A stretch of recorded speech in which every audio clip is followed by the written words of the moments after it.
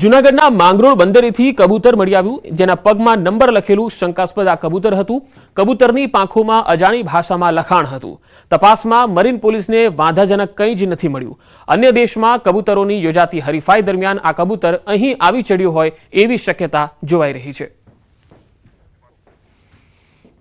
તો ક્યાંથી આવ્યું આ શંકાસ્પદ કબૂતર? કારણ કે તેની પાંખમાં પણ કંઈક લખેલું હતું, અન્ય ભાષામાં કંઈક લખાણ લખેલું હતું, એના પગ પણ છે, તેના પગ ઉપર પણ કંઈક લખેલું હતું. આ અજાણી ભાષામાં આ લખાણ તેની પાંખોમાં જોવા મળ્યું છે. જો કે અન્ય દેશોમાં જે હરીફાઈ યોજાતી હોય છે ત્યાંથી આ કબૂતર કદાચ આવી ચડ્યું હોય એવું લાગે છે. ભરૂચમાં તસ્કરો બેફામ છે. અંકલેશ્વરની ગુરુકૃપા હોટલમાં 3 મોબાઈલની ચોરી થતા ખળભળાટ મચી ગયો. અજાણી મહિલા સહિત 2 તસ્કરોએ હોટલમાં ચોરીની ઘટનાને અંજામ આપ્યો. મોબાઈલ ચોરીની ઘટના સીસીટીવીમાં પણ કેદ થઈ. પોલીસે હોટલ સંચાલકની મોબાઈલ ચોરીનો ફરિયાદને લઈ સીસીટીવીના આધારે તપાસ આરંભી છે.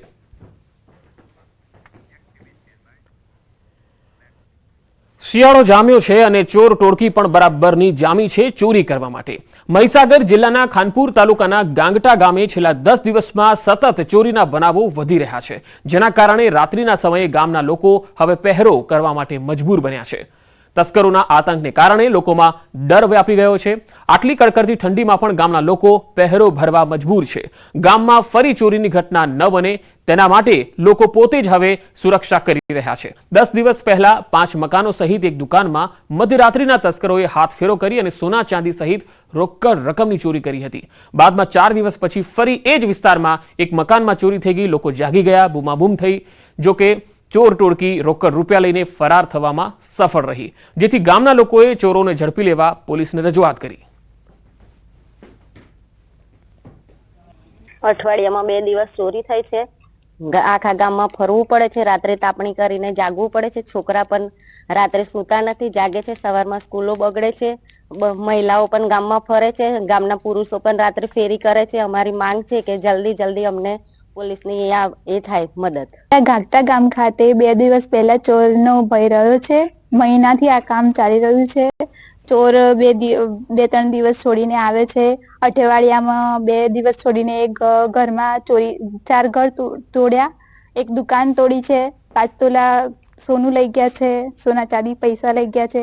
અમારા ગામમાં જે ચોરી થઈ છે તો જલ્દીથી જલ્દી આ ચોર પકડાઈ જાય અને જે ડરનો માહોલ છે ગામમાં તે દૂર થાય તેવી અમારી માંગણી છે. તો જલ્દીથી તમે લોકો આ ચોરને પકડો તેવી અમારી તમને બહુ જ પ્રાર્થના છે.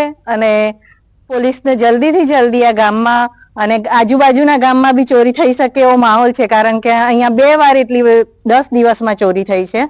તો આજુબાજુના ગામમાં પણ અમારા ગામમાં પણ અને દરેક જગ્યાએ ચોરીનો માહોલ છે. તો જલ્દીથી ચોર પકડાઈ જાય તેવી અમે વિનંતી કરીએ છીએ. પેલા જે ચોરી થઈ એમાં સોના ચાંદીના દાગીના ને રોકડ ગયું. 4 દિવસ પછી ફરી ચોરી થઈ, એમાં રોકડ રકમ ને દાગીના બહુ નહીં ગયા પણ થઈ છે. અને ગાગટા ગામમાં ભયનો માહોલ બહુ ફેલાયેલો છે. છોકરા, બાળકો, મોટા બધા જ ડરી રહ્યા છે. તો તસ્કરોને પકડી લેવા માટે હવે ગામ લોકો છે એ પોલીસને રજૂઆત કરી રહ્યા છે, કારણ કે શિયાળો જામતા આ તસ્કરો એટલા બેફામ બન્યા છે કે અઠવાડિયામાં 2 વખત ચોરી કરી ગયા. લોકોમાં ડર વ્યાપી ગયો છે અને ગામના લોકો જાતે જ હવે રાત્રે પહેરો ભરી રહ્યા છે.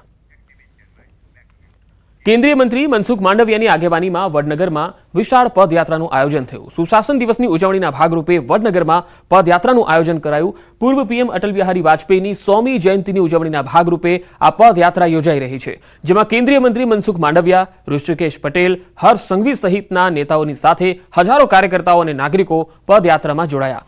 8 કિલોમીટરની આ પદયાત્રામાં મોટી સંખ્યામાં શાળા કોલેજના વિદ્યાર્થીઓ પણ ફેન્સી ડ્રેસ પહેરીને જોડાયા. વડનગરના તાનારીરી ગાર્ડનથી પદયાત્રાનો પ્રારંભ થયો, જે ઘાસકોડ દરવાજા રેલવે સ્ટેશન મેડિકલ કોલેજના રૂટ પરથી પસાર થઈ રહી છે.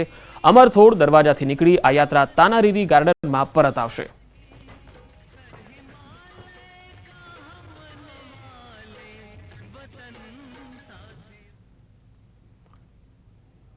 પ્રધાનમંત્રી અટલ બિહારી વાજપેયીના જન્મદિવસ નિમિત્તે સુશાસન દિવસની ઉજવણી કરવામાં આવી રહી છે.